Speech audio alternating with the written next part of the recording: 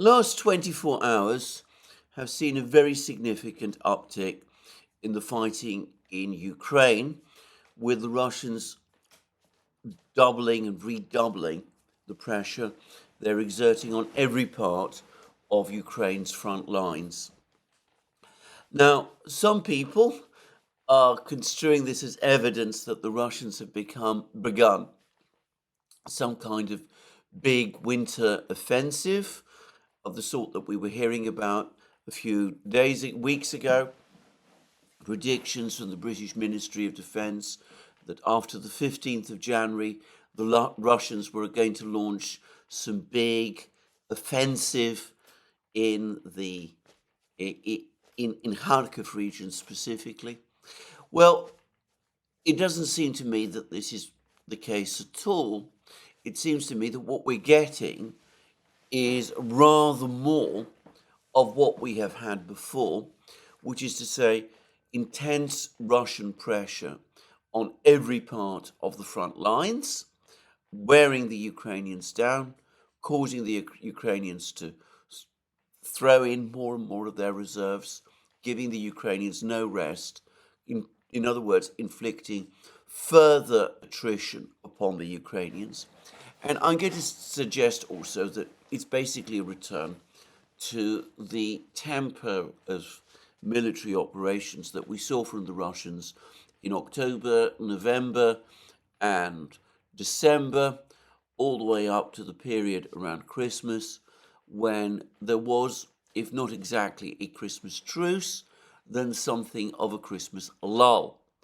I suspect also that the Russians have used this period of the Christmas lull to carry out a troop rotation to replace some of the more tired units that have been busy fighting on the battlefronts since October, and to replace them with fresh troops, and this has enabled them to resume the offensives, the advances rather, their active defense or aggressive attrition, you can call it whatever you like, with more vigor.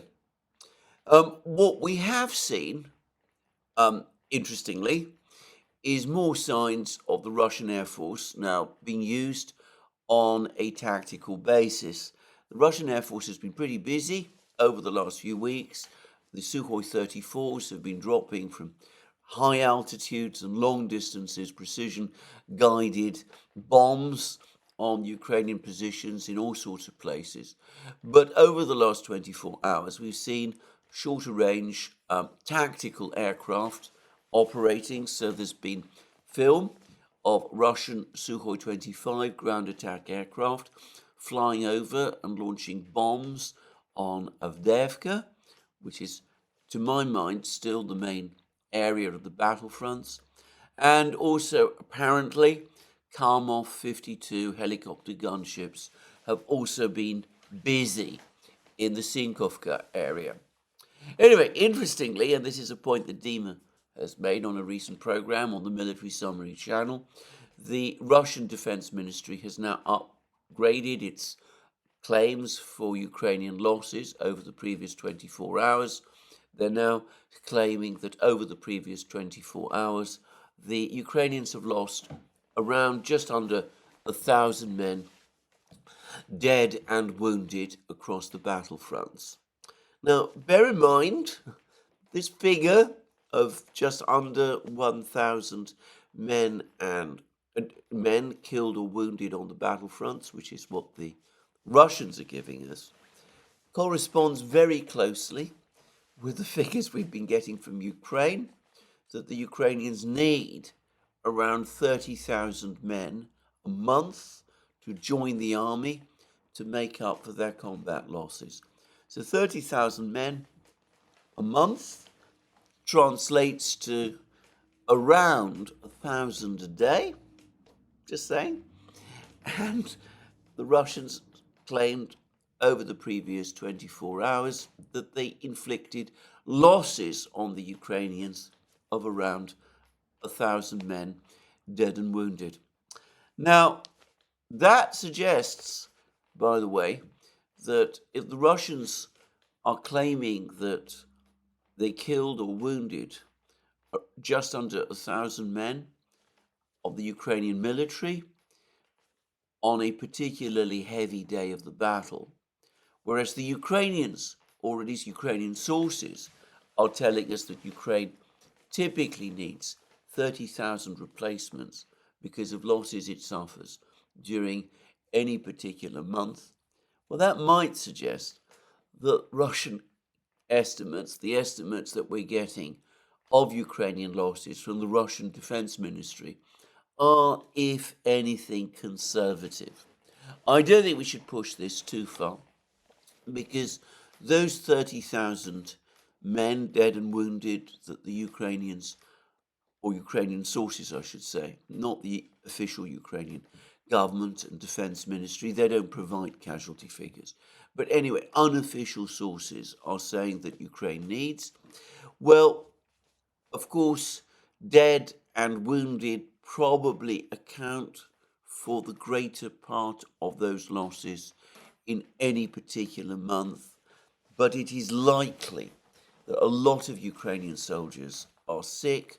There's reports that there are cases of frostbite, of other illnesses caused by exposure. There's been admissions that from Ukrainian sources that their trenches are not as well dug and warm and comfortable and secured against the rigors of the climate as the Russian trenches are. And of course, their general medical facilities probably are not up to the level that the Russians are. So it's likely that at least a part of those 30,000 men that Ukraine is losing, or says it is losing, or at least Ukrainian sources say that they're losing every month and need replacing, are accounted for not just by combat losses, but losses caused by, if you like, the wear and tear of this kind of war. Anyway, one way or the other, an intense series of attacks. Now, I could go through and discuss every single one of them, but that would take a very, very long time indeed.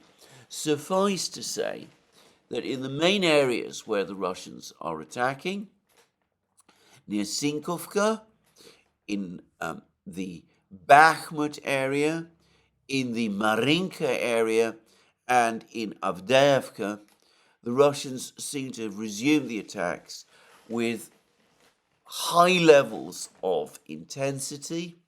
The Ukrainians are apparently themselves admitting, or at least Ukrainian sources are admitting, that the situation in Sinkovka, near Kupiansk, is becoming critical again. There are now significant pictures and films of showing very considerable Russian advances on both flanks in Bakhmut, in the Bakhmut area, particularly on the northern flank, with the Russians pressing the Ukrainians very hard around the village of Bogdanovka, which remains contested. And also, perhaps most interestingly, very heavy fighting and indications of significant Russian advances in the Marinka area. The Russians pushing steadily forward to west of Marinka, through this village of Georgievka, which they have reached and appear to be fighting over, pushing further west, and also the Russians seem to be pushing very hard around the village of Novomikhailovka, which they seem to be taking into a very tight vice. This is a complex battle for what is clearly a well-defended and well-fortified village, but the Russians seem to be gradually in the process of encircling the Ukrainian troops there. And maybe gradual is an understatement, because this battle seems to be progressing rather rapidly, with the Russians attacking from various directions. Now, I'm going to here express my thanks to Dima at the Military Summary channel, because at one point he actually when speaking about the Marinka area, provided us with a rather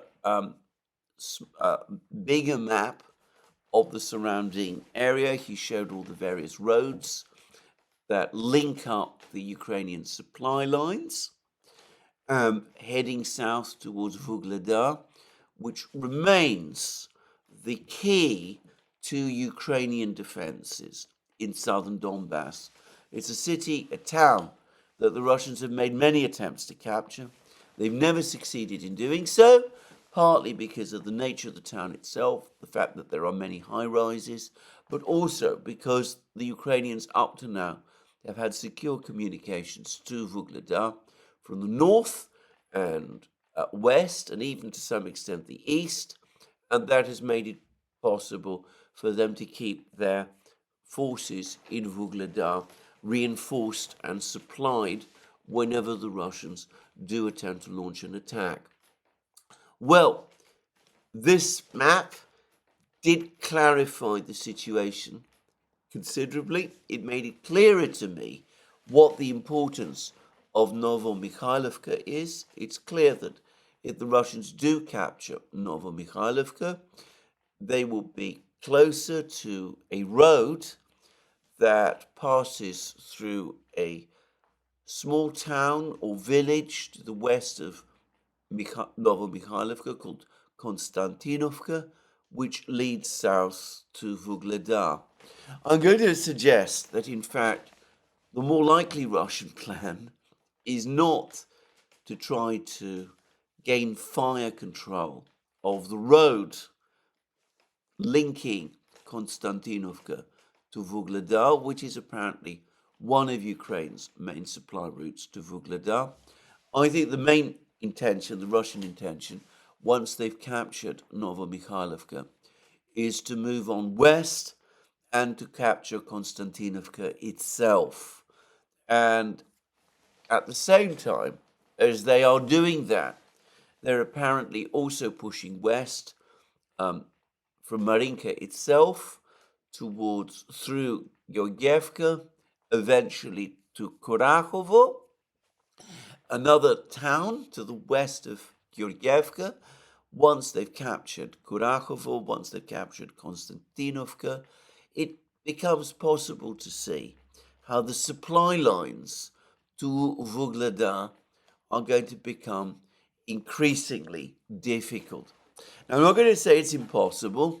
There do seem to be various roads leading to Vuhledar, and there's some roads that seem to angle further to the west, so presumably the Ukrainians would be able to keep some supplies still moving towards Vuhledar, but at least one and perhaps two of the main roads that the Ukrainians use to keep Vuhledar supplied would presumably either be lost or become too dangerous to use, in which case, if the Russians do renew their assault on Vuhledar, then it might be more difficult this time to keep control of that town.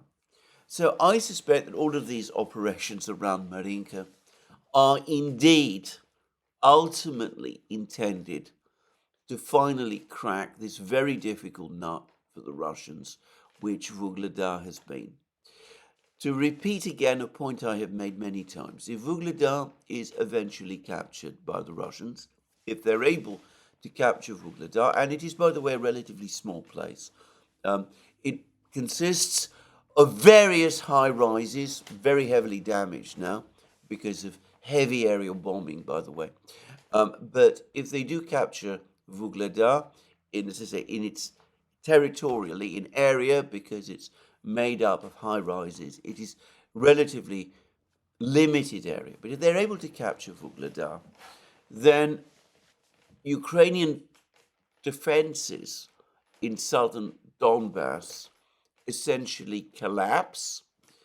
And I'm going to suggest, and again, I'm not a military strategist here, others may want to take a different view, but I'm going to suggest that the loss of Vuhledar would end once and for all any conceivable Ukrainian plan of launching an offensive through Zaporozhye region towards the Sea of Azov and the Black Sea. In other words, any further attempt by Ukraine to repeat the experiment of last year's disastrous summer offensive. Vugleda, it seems to me, would in that case be on the flank of any Ukrainian advance. And I think that given that that would be the case, it would be essentially impossible to conduct an offensive of that nature again. Trying to do so would be a very high risk operation indeed. There might be other bigger consequences for Ukraine if they were to lose Vugleda, but I'm not going to discuss them in this video. Doing so would go far beyond my area of expertise, which, to be frank, I am probably very much on the extreme edge of in discussing all of these things anyway. So anyway, interesting battle in Marinka. Interesting battles going on further north, by the way, in Avdiivka, another battle which seems to be connected in some way, by the way, to control of Donbass. There's been many commentaries about Avdiivka and its strategic importance in the Western media. Of course, if Avdiivka, as General Zaluzhny says, is lost to Ukraine, then I predict that we will see all kinds of commentaries in the Western media explaining to us why it wasn't that important after all. But anyway, lots of fighting going on in Avdiivka. As I said, Sukhoi 25s now flying relatively low, bombing the town. Dima, on the Military Summary channel, had pictures of a Russian armored column moving troops towards the northern boundaries of Avdiivka itself, and he made the entirely correct and valid point that this armored column was able to move to all appearances without any kind of hindrance at all. There was no sign of Ukrainian minefields, no sign of Ukrainian shelling, no FPV drone attacks on these Russian armored vehicles.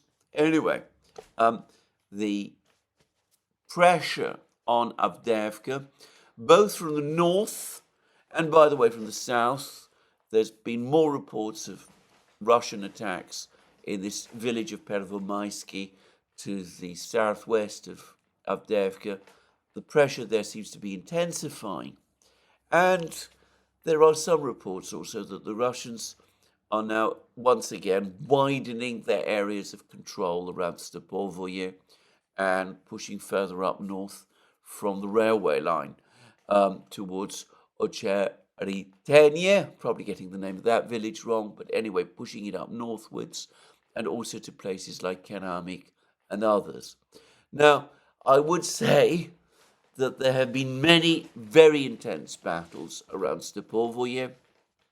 The fighting here has gone backwards and forwards many times.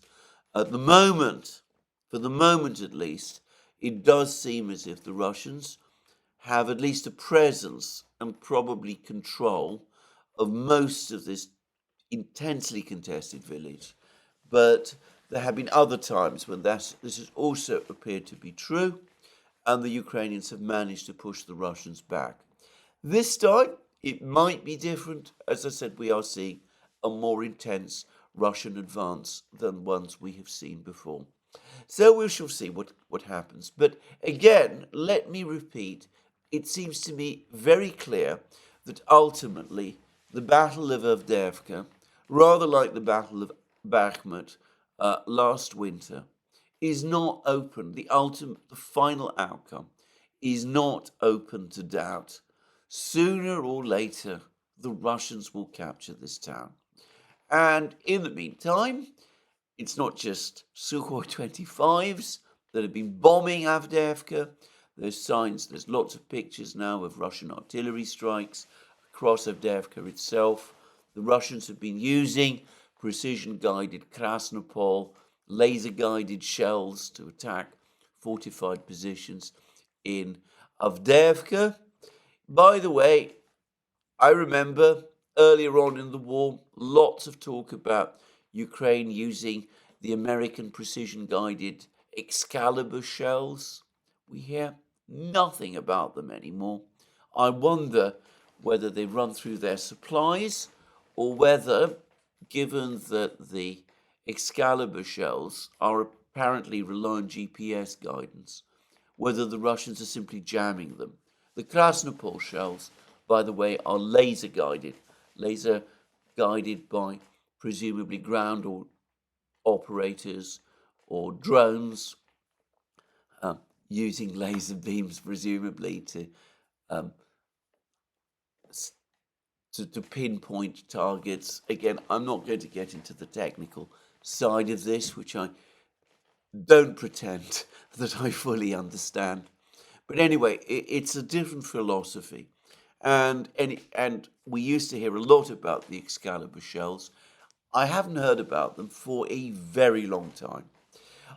In fact, there was a report in the US media, and I can't remember where I read it, but I did see that there was a report that Ukraine has now almost exhausted its stockpile of cluster munition shells, which was supplied to Ukraine by the United States in the summer, where at a time when Ukraine was still conducting its offensive, and when it became clear that neither the United States nor the European Union would be able to supply Ukraine with unitary shells, 155 millimeter shells, to continue the offensive for much longer.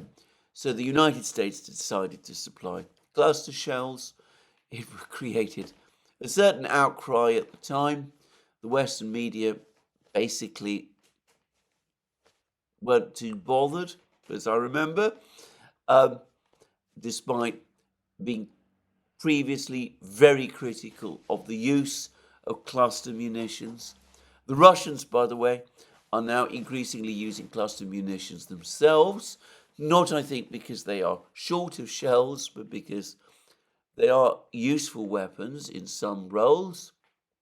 They are also, by the way, increasingly using cluster bombs as well, another weapon system that I can remember campaigners once seeking to ban. But of course, the decision to use cluster munitions having been initiated by the United States, there is less or nothing said about it in the Russian use of these shells now. So anyway, Ukraine supposedly short of cluster munitions, short of shells generally. They are never going to be entirely without shells. They will always be supplied by the West with a certain number of shells. But the extent to which they can fire shells on any particular day will probably continue to decline. But anyway, short of shells, and as I said, the Excaliburs, no longer heard about. I haven't heard about them in use for a long time now. So, a difficult battle, very difficult battle for the Ukrainians in Avdiivka. And whatever happened with the Ilyushin 22 and the Beriev A-50 AWACS aircraft over the Sea of Azov, to which I'm going to return in a moment, it doesn't seem to be affecting Russian air operations in Kherson region. The Russians have been providing more pictures of bomb strikes, airstrikes, with precision-guided bombs on the west bank of the Dnieper River. These are bombs launched clearly from Sukhoi 34 fighter bombers. Lancet kamikaze drones, very busy in this area, attacking Ukrainian artillery positions. It's now, I think, generally accepted that the ice situation on the Dnieper River is complicating supplies to the Krinky bridgehead. It is not easing or simplifying supplies to the Krinky bridgehead. And that bridgehead continues to come under relentless pressure from the Russians, who have successfully turned that bridgehead into a fire sack, exhausting the 4 Ukrainian Marine brigades, which are tasked to send their best men repeatedly across this perilous crossing to the Dnieper, into the horror of the bridgehead itself. But the Ukrainians continue to do that, despite the enormous losses which this involves. I again read a report somewhere that the odds, the statistical odds for a Ukrainian boat to reach the bridgehead are around 50 to 50-50. 50-50 will either be intercepted and destroyed by the Russians, or just possibly on the half the occasions it will get through. I would have thought that was an entirely unacceptable level of loss, but the Ukrainians appear to think otherwise. So, an intensified Russian assault right across the front lines, putting pressure on Ukraine, causing more attrition of the Ukrainian forces, continuing to conduct, as I said, active defense, if you want to follow Defense Minister Shoigu's formulation, aggressive attrition, if you prefer mine. Anyway, there we go.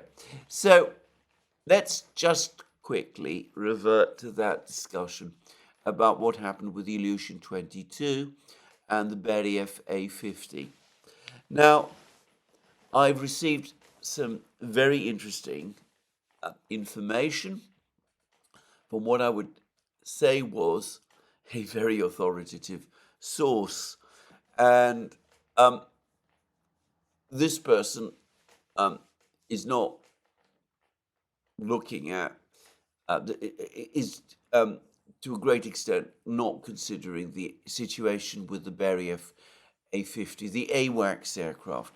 Here I will repeat again what I have said. I have seen no evidence so far, no evidence that I would accept as credible so far that the Beriev A50 has indeed been shot down. I'm not saying that it hasn't been. All I'm saying is that I myself have not seen any evidence that this was the case. And as a number of people have pointed out, the Sea of Azov, over which this aircraft, this very big, heavy aircraft was flying, is very, very shallow. And you would expect that if an aircraft of that size and complexity was shot down over the Sea of Azov, there would be debris all over the place and that it would be highly visible. And it is surprising that we are now several days from this incident and no photographic or film or satellite evidence that this is the case has so far appeared. Perhaps it will, but with every day that passes without such evidence appearing, my doubts increase, especially given the Kremlin statement that they had no information concerning the loss of this plane. Now, having said that, coming back to what I said, there is no doubt at all that there was a Ukrainian attack, or at least some kind of incident happened over the Sea of Azov with an Ilyushin 22 reconnaissance aircraft. Now, I've not really understood the nature of the Ilyushin 22 up to now, but various people have pointed out to me that it is perhaps best understood as some kind of airborne command post So it's there to coordinate and to help regulate the movement of the troops on the ground. And that's what its function is. And that, presumably, by the way, explains why it is relatively close to the front lines. The Beriev A-50, again, a number of people have said that one of the reasons that they doubt that it was indeed shot down is that they said that they would not expect it to see, they would not expect to see it in that location so close to the front lines. But anyway, let's move on from the Beriev A-50.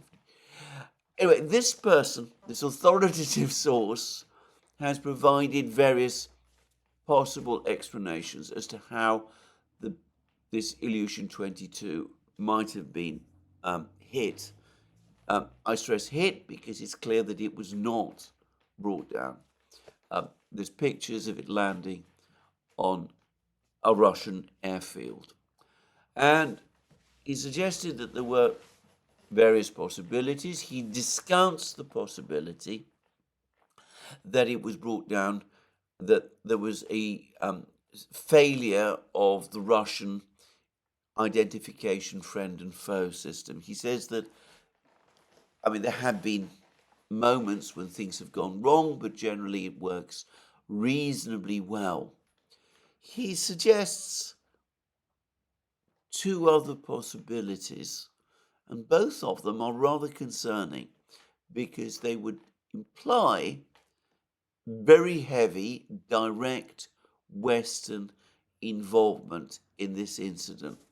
One is that an air defense missile, and he thinks more likely an AMRAAM missile launched from a ground launcher like the NASAMS than a Patriot missile, was guided towards this aircraft by a NATO Western aircraft monitoring what was happening in the area. The other possibility, which he tends to favor, is that the Western aircraft in the area jammed the Russian identification of friend and foe systems. And as a result of that jamming, the Russian radar operators would have seen this aircraft appearing on their screens with no IFF signals, would have concluded that it was a hostile aircraft, and would then have attacked it. He leans, by the way, to this second possibility, but as I said, he acknowledges that he doesn't know. The key point is, either way, that would imply direct Western involvement in bringing down a specific Russian aircraft over the Sea of Azov, which is, of course, itself a part of the Black Sea. Now, I have to say that if this is correct, then it is a very concerning possibility, because I'm pretty sure that the Russians will have figured it out, or if they haven't figured it out yet, they will figure it out very soon.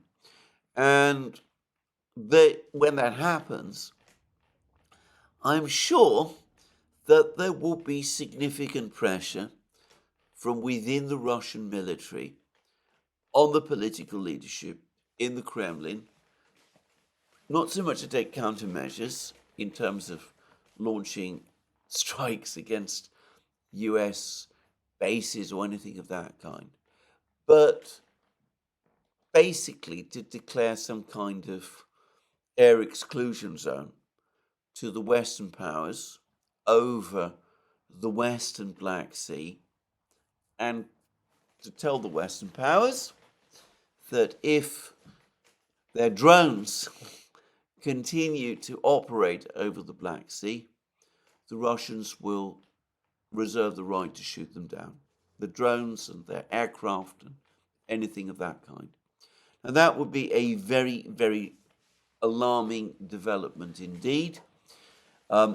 one wonders how the Western powers would react, given the extreme belligerence that the Western powers are acting all the time and have acted all the time throughout this conflict.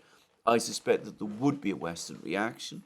I doubt that they would be prepared to contest Russian air control over the Black Sea, but it is conceivable, for example, that they might counter by trying to impose air exclusion zones of their own, for example, over some stretches of the Baltic Sea or the Arctic or who knows where.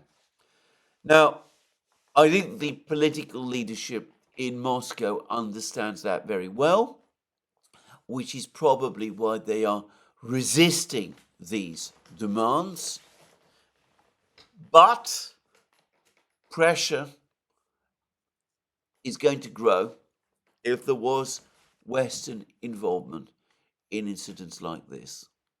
And of course, if each side, the Russians and the West, are starting to impose air exclusion zones upon each other, then the prospects, the risks of a clash, an actual armed clash between the Western and Russian armed forces increases very considerably.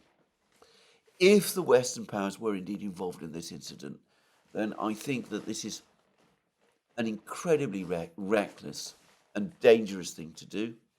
I think that they should stop doing it right away. I think that they should think carefully about the risks that they are running. They have been repeatedly talking about the need to avoid an armed clash with the Russians. They're now talking, however, I've noticed, increasingly about a wider Russian threat to Europe if Ukraine falls. It's almost as if some people in the commentary class are almost willing some kind of war between NATO and Russia. There's been some extraordinary articles to this effect, especially in Germany. There's been a report by apparently parts of the German military claiming that the Russians are looking to create some kind of clash in the Baltic states and that a war between Russia and the West is coming. And as I've discussed recently, Colonel Hamish de Breton Gordon in the Daily Telegraph was writing in the same way. This is a disastrous outcome, a catastrophic outcome, adding catastrophe upon disaster, which has been the whole story of the Ukrainian war up to this point. And as I said, if the Western powers are really involved in these sort of operations over the Black Sea, then, as I said, to my mind, they're taking risks which they shouldn't be taking. And again, I'm choosing my words very carefully indeed. Now, since I have just been talking about the West, there's been a very interesting article in The Atlantic, which I think gives us a sense of the entirely distorted way in which Western commentary, how completely distorted Western commentary about the war and its origins has become. And it's by a gentleman called Peter Dickinson. It's been sent to me, by the way, by a member of the Duran community, this article. And it says that confident Putin boasts of Russian conquests in Ukraine. And then it takes certain words that Vladimir Putin made over the course of a meeting with members of Russian local governments. Putin said that it makes absolutely no sense. Zelensky's 10-point peace formula makes absolutely no sense. Ukraine is not acknowledging the territorial realities. This is not any kind of basis for negotiations. This is, of course, something that the Russians have been saying now for a very long time. more than a year. There is nothing new in this. But anyway, this person is seizing on this by trying to claim that the Russians are pursuing some kind of imperialist policy in Ukraine. It's never been anything to do with NATO, Ukraine's NATO membership, that this is all about territorial aggrandizement by Russia, and that the mask, supposedly, on Putin's part is slipping off. Well, all I will say about that is that if you read this article, the one thing that it does is that it completely ignores the Istanbul negotiations that took place. Well, actually, there were the negotiations first in Belarus and then in Istanbul. The fact was that at that time, Russian demands were very much more moderate than they are today. The Russians made it clear that at that time that their overriding priority was Ukraine's NATO membership. A draft agreement was initialed by both sides. As I said, this was a heads of agreement, not a finalized treaty. The Russians at that point were not even demanding, and this has been confirmed now by Alexei Arestovich, Zelensky's former spin doctor. They were not even demanding at that time that Ukraine formally recognize Crimea as part of Russia, or the two Donbass republics as independent of Ukraine.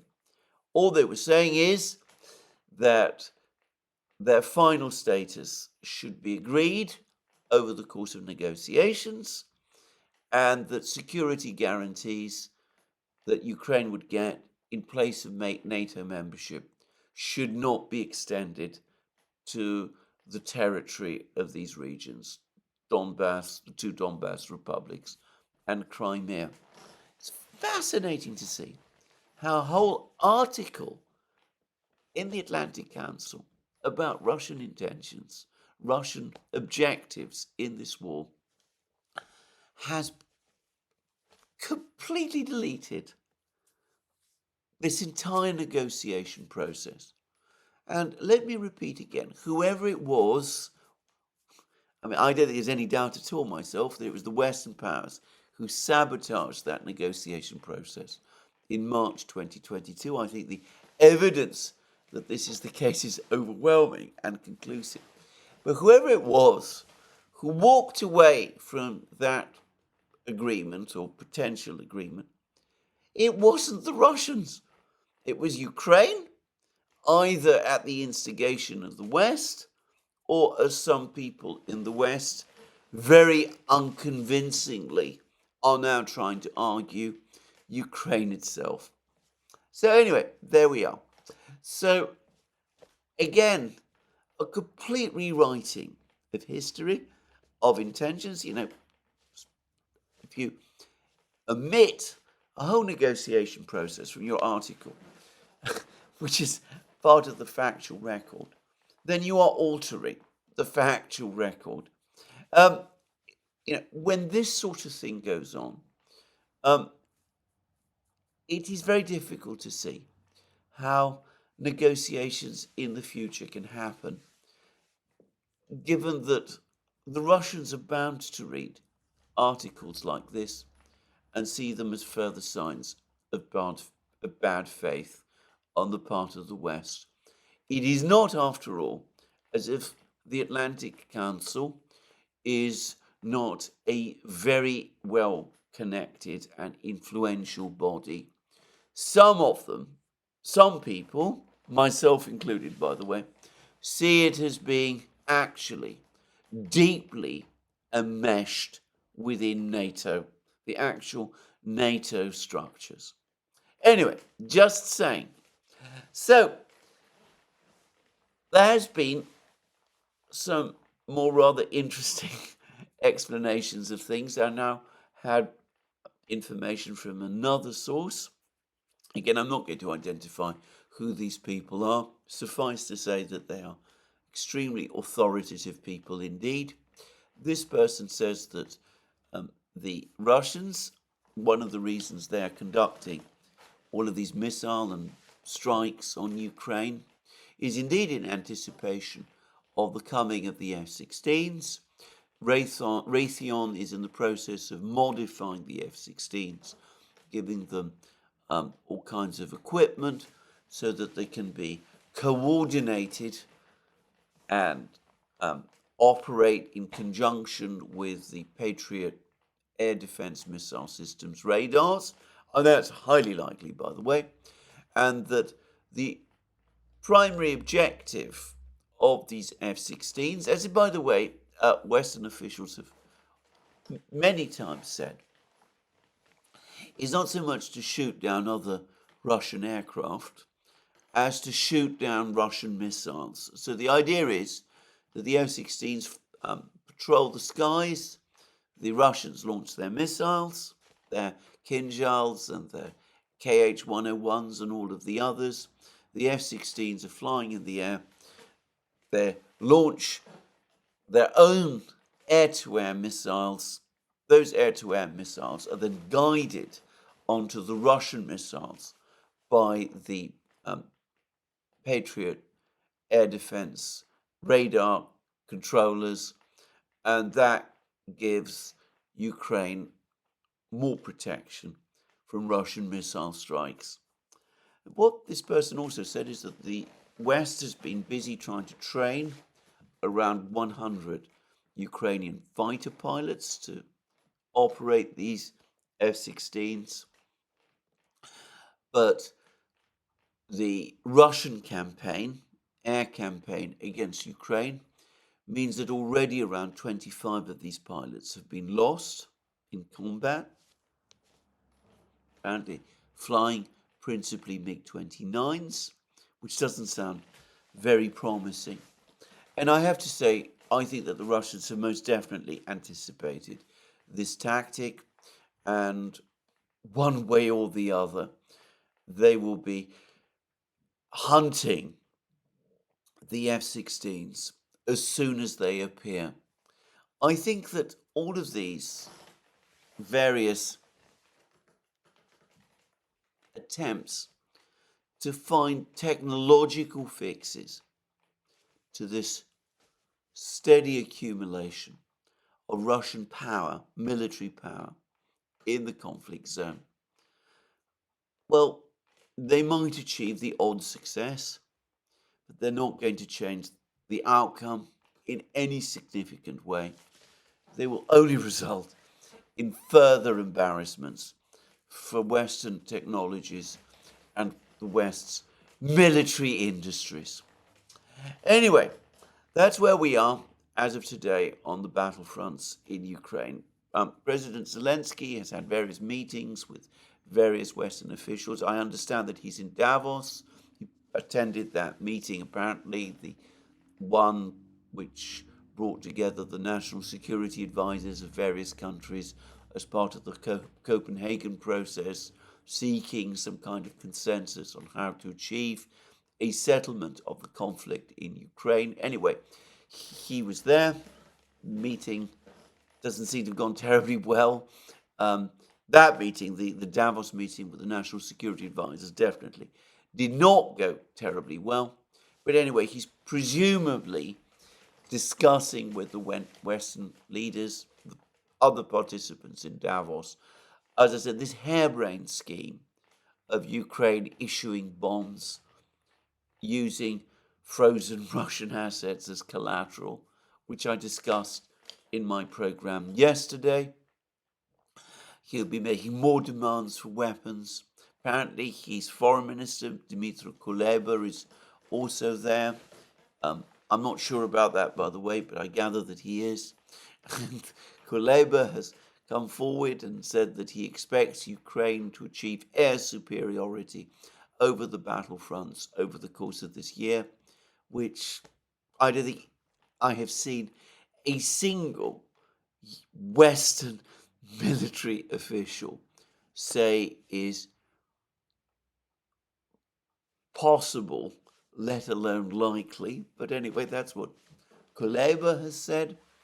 And there have been, interestingly enough, more rumours again that the sacking of General Zaluzhny, the overall Ukrainian commander, is once again up for discussion. And interestingly enough, the person who is supposed to be taking Zaluzhny's place is supposed to be, this time, none other than Kirilo Budanov, the head of Ukrainian military intelligence. I have to say, I find that a bizarre idea, and I do wonder what Ukrainian military commanders will think if it is actually ever implemented. Budanov is obviously a military officer, senior military officer in the Ukrainian armed forces, but he's not fulfilled a combat role at any point in this war. He's been chief of military intelligence. He's not had to fight the battles on the front lines. If he is appointed to replace Zaluzhny, I suspect that the Ukrainian military commanders will see him coming in, not so much as a sign that, he is the new military leader who will lead them to victory, but rather they will see it as a sign that a security intelligence officer with what are widely believed to be extremely strong ideological views has been put in post because President Zelensky and his team are worried about coup and about potential unreliable elements within the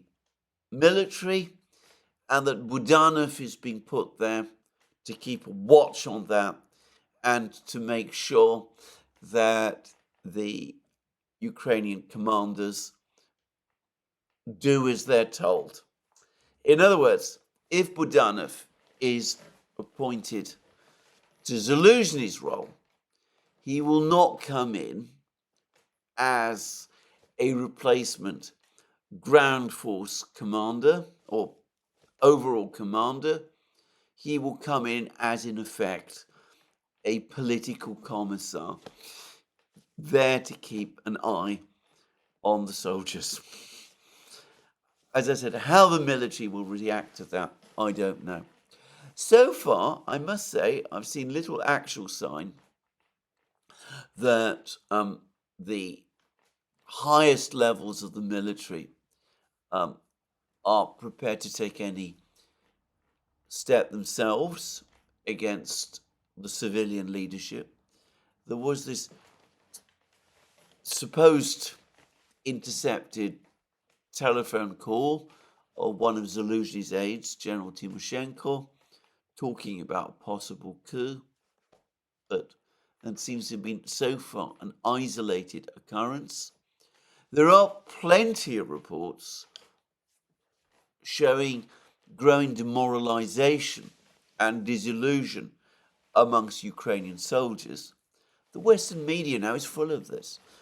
Soldiers complaining that they're fighting with insufficient equipment, mistrusting their officers, the troops, for example, in Krinky, feeling abandoned by their commanders and questioning the logic of the entire operation that they've been asked to conduct, that kind of thing. So there is a lot of that coming from the soldiers themselves. There's even been apparently a report that in one particular unit, the unit commander asked which soldiers were prepared to undertake an advance, and apparently they nearly all refused. And there's apparently a film of this, and some people have commented on how old and tired these soldiers look. So there's a lot of that going on, but I haven't myself seen much sign yet of the senior military deciding to move against the civilian leadership. But perhaps, as I said, if it is indeed the case that Budanov is being slated to take over, someone in Kiev, in Zelensky's office, perhaps fears that they might, and presumably that is why he would be put in post. I think a lot of these rumours about Budanov replacing Zaluzhny might be connected to the rather interesting and unexplained fact, which is that apparently he too is in Davos. He's gone there as part of Zelensky's team, supposedly, and he's being introduced to various people. And the speculation that he is in Davos because he is being introduced to the West as Zaluzhny's replacement.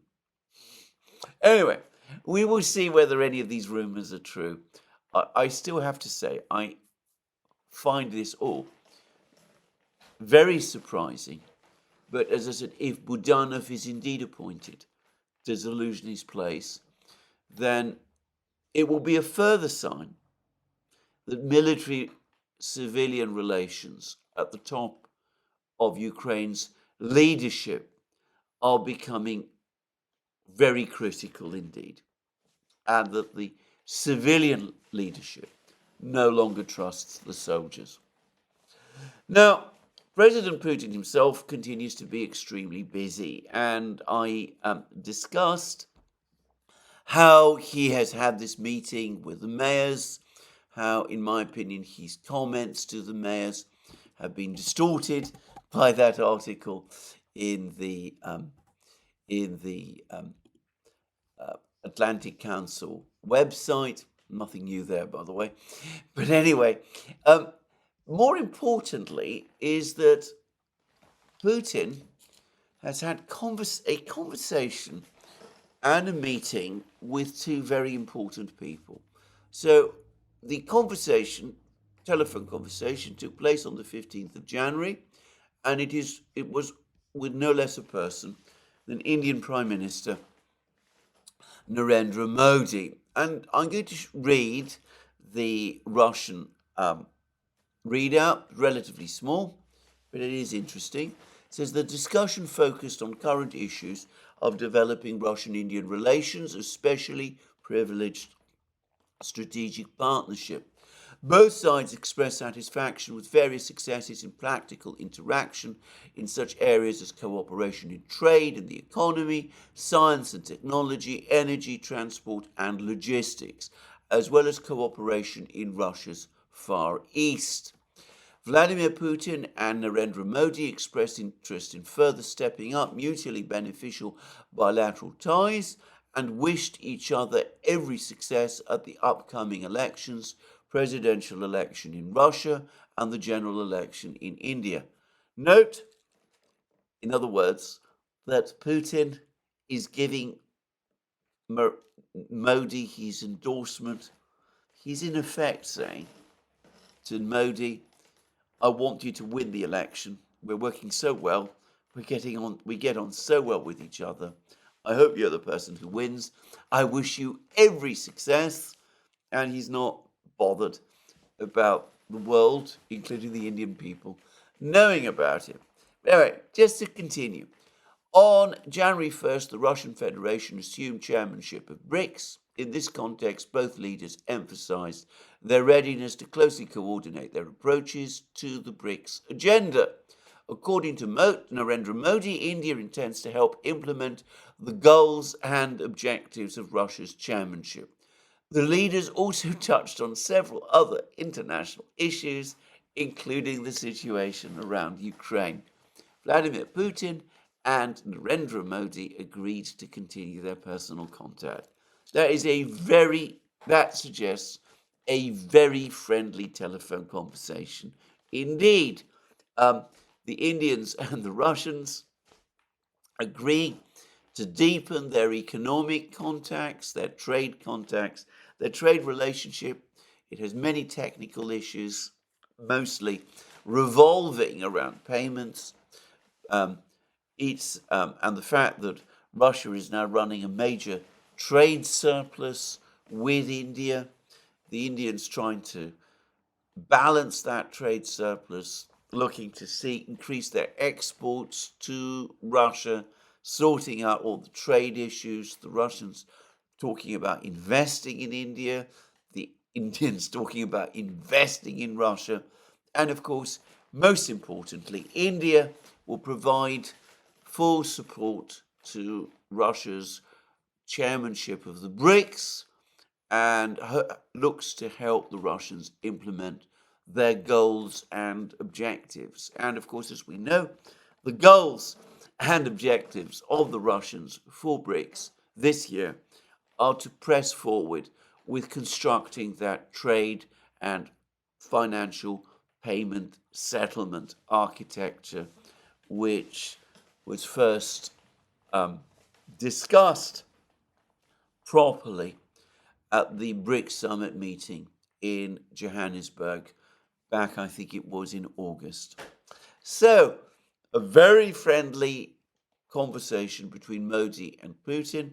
And there are, by the way, reports that Modi intends to visit Russia soon, and Putin making it pretty obvious that the Russians want to see Modi re-elected.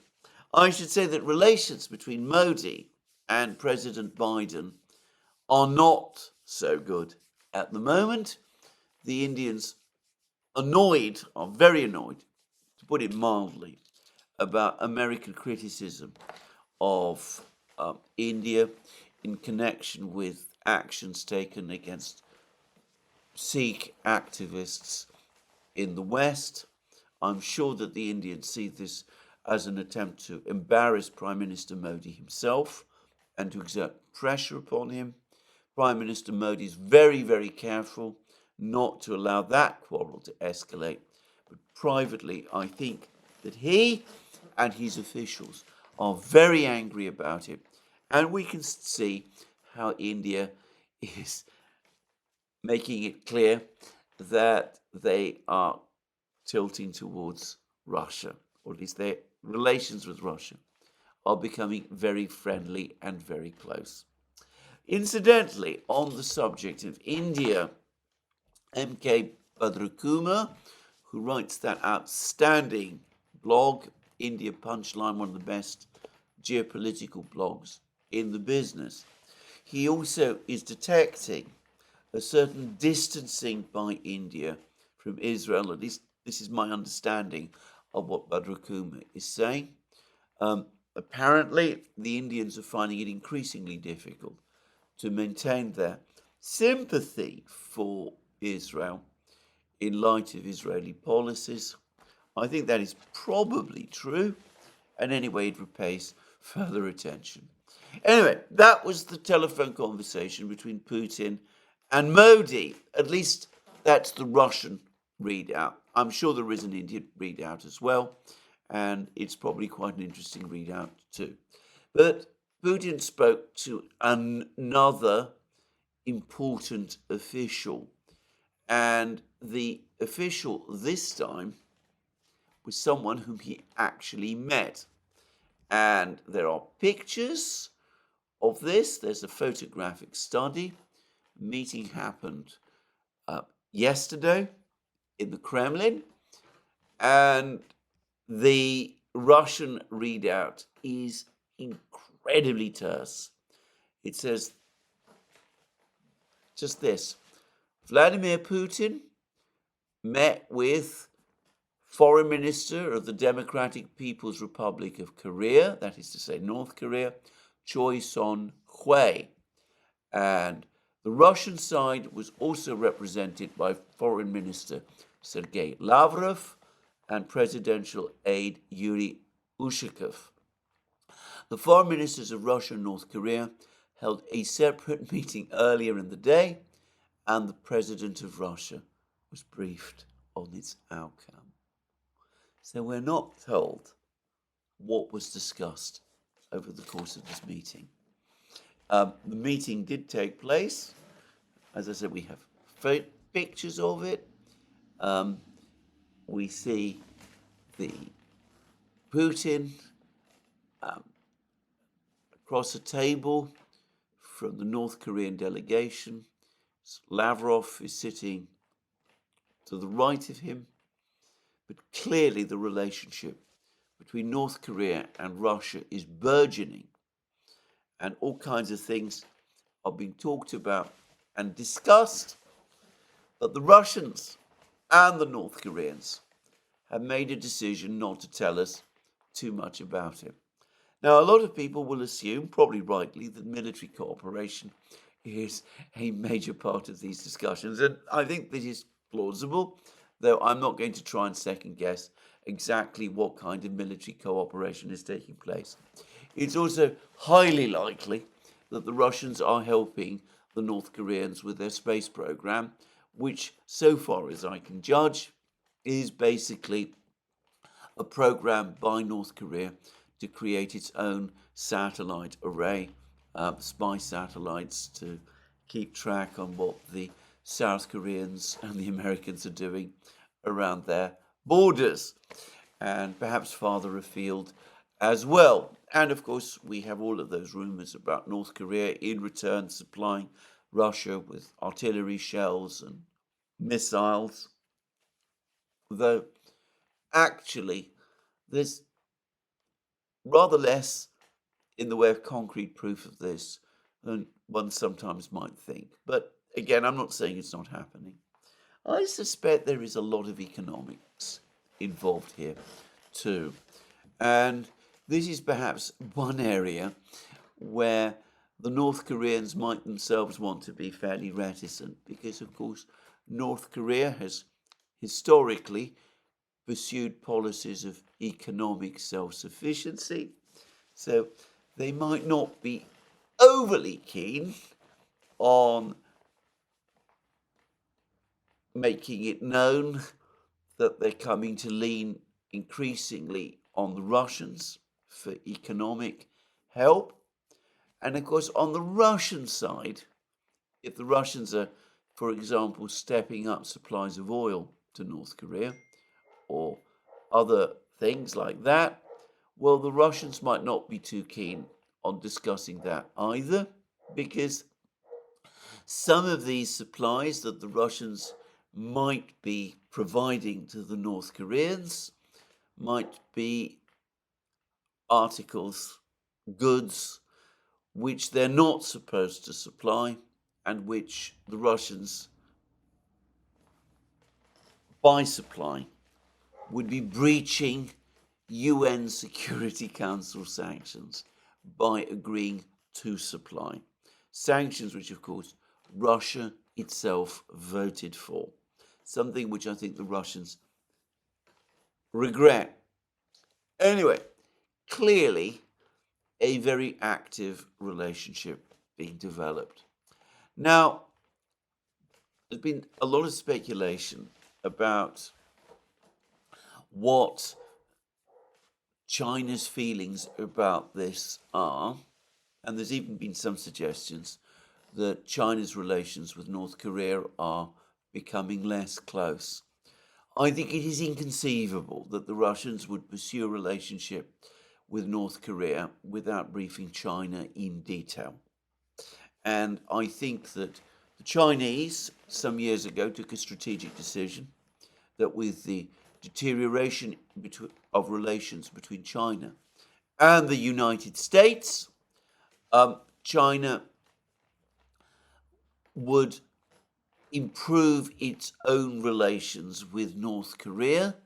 And to be clear, China remains a much more important country for North Korea than Russia is. But of course, the Chinese will not want to be engaged openly or even covertly in too much sanctions busting, because they still have an important trading relationship with the United States, and they don't want to be caught supplying to the North Koreans prohibited materials. And of course, they probably don't want to be caught supplying to the North Koreans military equipment either, or at least military technology, which would certainly be contrary to sanctions. So I can quite easily imagine that the Chinese know what the Russians are doing, told the Russians, look, you go ahead. In fact, we approve of what you're doing. We want to see North Korea stronger at this time. It suits our interest just as much as it suits yours. And you can do this because the West has already sanctioned you up to your ears. So, to be frank, whatever more the West does to you, it's not going to make any real difference. And it's not going to make any real difference to you. Whereas, of course, we can't do it because we don't want to be sanctioned for doing it as well. So I think this suits the Chinese. I think it suits the Russians. I think it suits the North Koreans. The Russians will have one important regret in this matter, which is that over many decades, ever since the end of the Cold War, and even for some time before, the Russians did make a major effort to build up good relations with South Korea, and for a very long time, it did seem as if South Korean and Russian relations had become very close. This was never at the price of the Russians fully severing their relations with North Korea, but it's undoubtedly the case that in the 90s and 2000s, the relationship between Russia and North Korea suffered a very big downgrade. What the Russians have seen is that, especially under its current president, South Korea has tilted much more strongly towards the United States. It's become more hostile to China. And of course, it has supplied artillery shells to Ukraine. All of these actions have consequences. The Russians have presumably concluded that the relationship with South Korea is essentially going wrong. It has essentially collapsed. So the moment has therefore come when it makes sense to improve the relations with North Korea. Well, this is an interesting development. There are already, I've noticed, by the way, articles that are saying that Kim Jong-un supposedly has made a decision at some point over the next few years to launch a military attack on South Korea. I actually read that in some American publications. This has been a widely held view. I don't myself think that the evidence points to that, though I will simply say straight away, I trying to second guess what the North Koreans are thinking is very difficult at any particular point in time. I'm sure, however, that that is not what the Russians would want the North Koreans to do.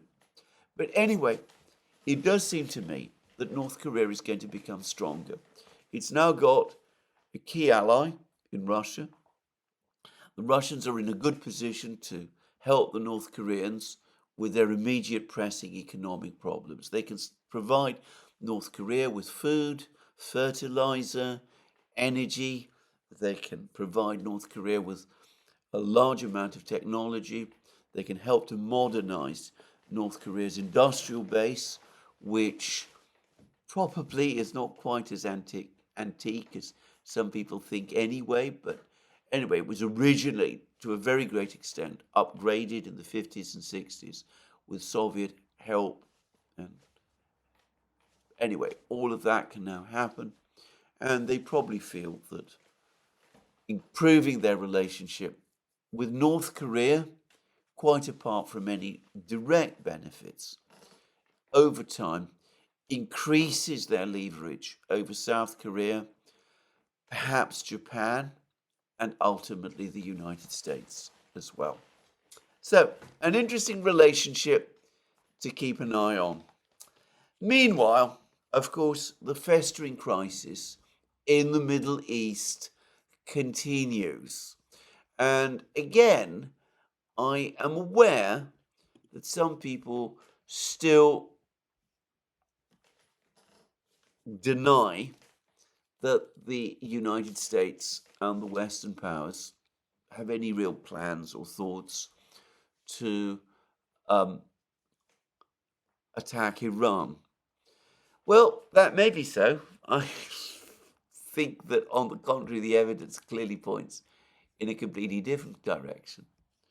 But consider this article by Robert Clark, who is a fellow at the Yorktown Institute, Washington, and who is, by the way, former military officer in the British military.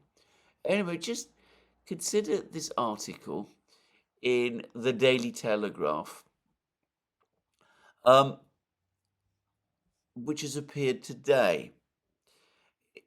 This discusses the latest exchanges with the Houthis, the missile attacks upon the Houthis that the Western powers have launched.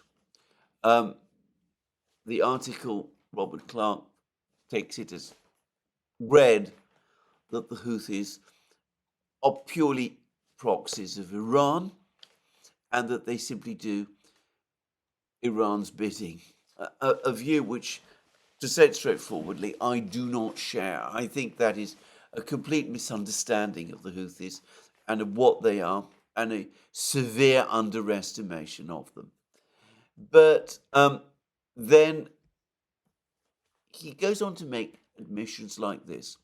There are no easy answers for Western policymakers who wish to aid Israel whilst kowtowing to an increasingly militant domestic audience rallying against Israeli support. That is a very bizarre formulation, by the way, an increasingly militant domestic audience. Never mind. They must do all they can to ensure both Israeli survival and the survival of our national interests. And then there's lots of criticisms of President Obama because of the JCPOA and how this was appeasement. There's criticisms of the weakness of the Biden administration. Then there's admissions that the missile strikes on the Houthis really won't have achieved very much. Whilst the strikes did result in degrading some Houthi military capability, not 72 hours later, the terror group, he means the Houthis, responded with further missile attacks against US ships. The deterrence that London and Washington sought to re-establish quickly vanished, as Iran, of course it's always Iran, can sense Western indecision and thus weakness. Well, I said before the strikes on the Houthis happened that they weren't going to deter them, and so it has proved. But for Robert Clark, this simply is a sign that Iran is sensing Western indecision and weakness, which is, by the way, very much how the neocons always respond. And he then goes on to say this. Striking Houthi targets is merely a low-risk, high political return quick gimmick. We must cut the head off the snake once and for all by actively targeting Iranian military command and control of their proxies, planning the destruction of Israel and threatening our military personnel. And then Robert Clark goes on to suggest that the United States and Britain attack and presumably destroy the Bershad, an Iranian naval vessel in the area, and he says that that they should also attack Islamic Revolutionary Guard Corps regional commanders. In other words, they should launch attacks on Iranian ships and military personnel in the area. And then he goes on to say, if attacks keep occurring and Iran seeks to further escalate, and it's the Iranians who are going to be guilty of escalation, not the West, then legitimate military targets inside Iran must also be considered. And then the article goes on to say many will claim that this strategy will only embolden Iranian aggression further. And then he goes on to say the long overdue killing of Qasem Soleimani 4 years ago went largely unanswered by a stunned Iranian regime, which is, by the way, not true. They launched missile strikes against American bases, as I remember, and President Trump had to take action to try to defuse the situation. And there's been all kinds of problems with Iran ever since.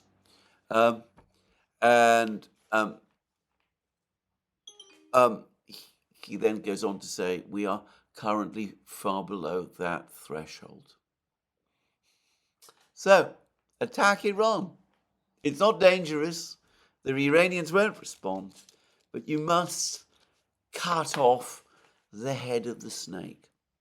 I've been saying in programs recently that there will be people in Washington who say, don't waste your time with the Houthis.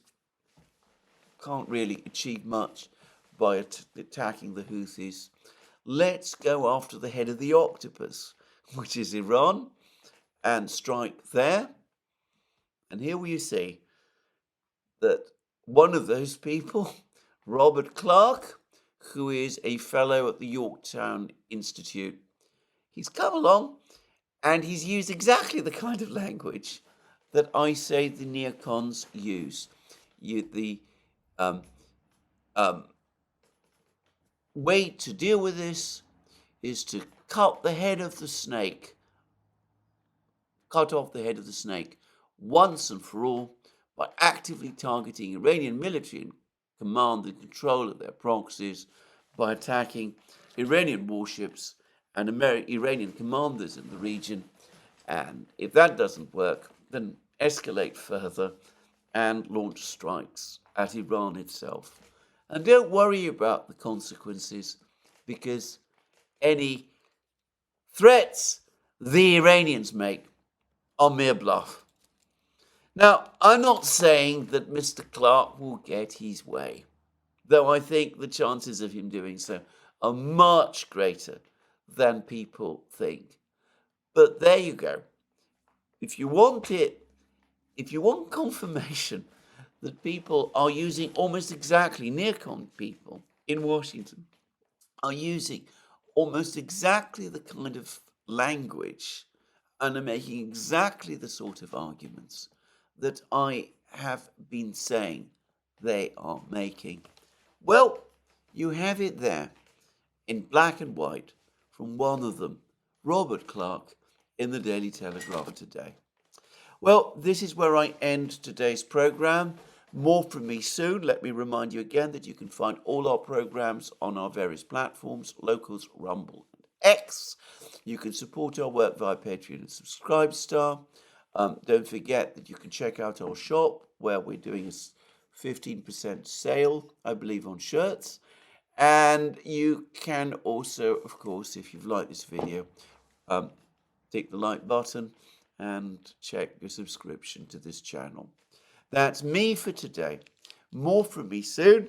We'll see whether the Russian offensive, if that's what it is, or active defense, or more active defense, and more aggressive attrition achieves more over the next couple of days. And but that will be in my next program. Thank you very much for joining me again. More from me soon. Have a very good day.